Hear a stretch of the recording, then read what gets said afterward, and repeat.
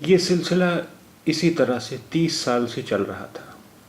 अव्वल दिन जब से भगत और भक्तिन मोहसिन मियाँ के हाथे में रहने आए थे, मोहसिन मियाँ जानते थे कि ये दोनों कभी किराया न अदा करेंगे। किराए की उनको फिक्र भी न थी, मगर वो हर माह मुकर्ररा वक्त पर उन दोनों की आमद और किराए की मुआफ़ी की पाबंदी से दरख्वास्त करने की तारीफ़ करते।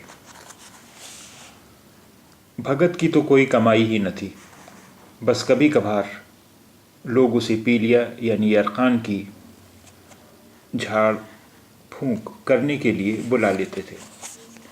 खुद भगत का ख्याल था कि उसके कब्ज़े में कुछ ताकतें हैं। वो मरीज़ों का अपनी इस खिदमत के बदले में वो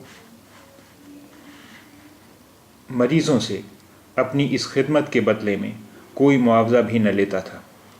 उसका अक़ीदा था कि उस काम में मुआवजा शिफा की ताकत को ख़त्म कर देगा। लेकिन भक्तन अपना चूल्हा गर्म रखने के लिए वकील साहब के घर काम करती। वहाँ गेहूँ और दूसरे अनाज चुनती, धोती, सुखाती और चक्की पिसवाने ले जाती।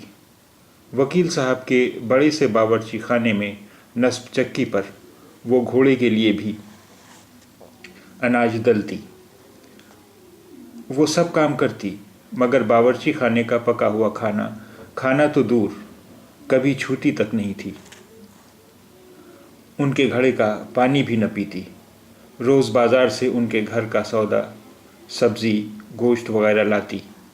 भगत गोश्त नहीं खाता था, मगर भक्तन गोश्त खाती थी। सच तो ये है कि वो इसहाक कसाई की दुकान पर घंटों गुजार सकती थी। इसहाक इस तबके की दूसरी औरतों के लिए एक अजीब सी कशिश रखता था। अपनी गोरी रंगत और दरिया दिली की वजह से वो इन औरतों में खासा मकबूल था।